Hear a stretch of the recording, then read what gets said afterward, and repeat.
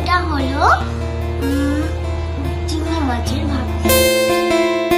তো আজকে চিংড়ি মাছ ভাপা বানাতে যেগুলো দরকার হয় সেটা তোমাদের আজকে আমি দেখি।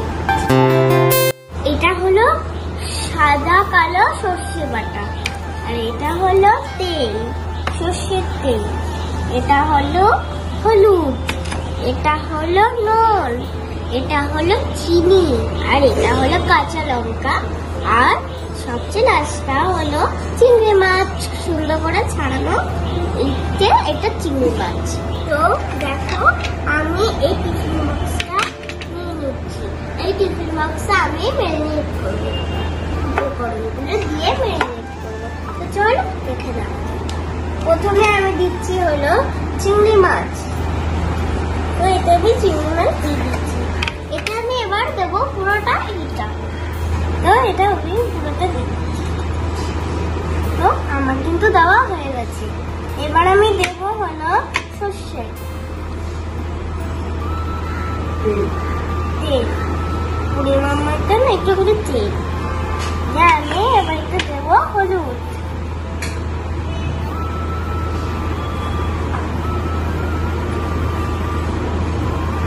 আমার কিন্তু দেওয়া হয়ে গেছে। এবার আমি এতে কাঁচা লঙ্কা আর হলো নুন, এরপর চিনি আমি দিয়ে দিচ্ছি। তো আমি পরিমাণ মতো নুনটা দিয়ে দিচ্ছি।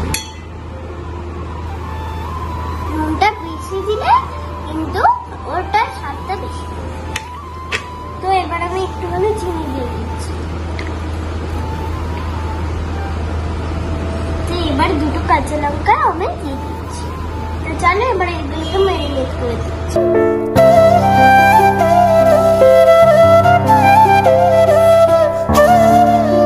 তো দেখো আমার কিন্তু ম্যারিনেট করা হয়ে গেছে। তো এবার আমি এতে দেব ঢাকা দিয়ে।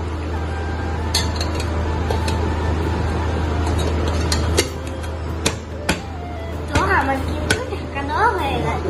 আমি গরম জল বসিয়েছিলাম উনুনে আগুন জ্বালিয়ে। তো জলটা কিন্তু গরম হয়ে গেছে। তো আমি এবার টিফিন বক্সে এটা দিয়ে দেবো।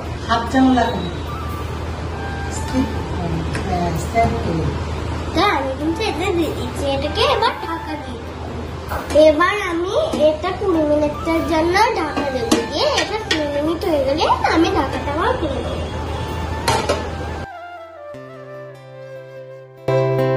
তো আমি এখন এই খাবার সাজিয়ে নিয়ে চলে এসেছি। তো তোমাদের সামনে আমি একটু চিংড়ি মাছের মালাইকারি চিংড়ি ভাপাটা একটু খেয়ে দেখি।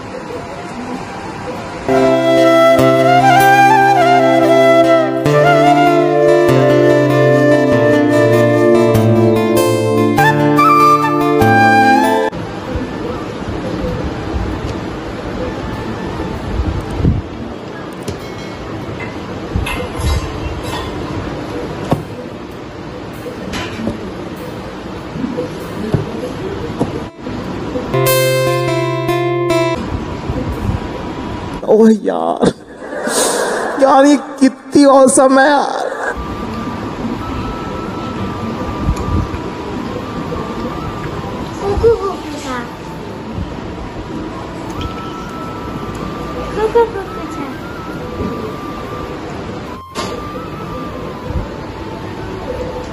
কেমন হয়েছে?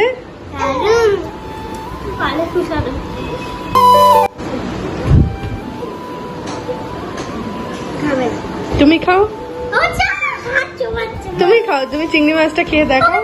তুমি চিংড়ি মাছটা খেয়ে দেখা কেমন হয়েছে।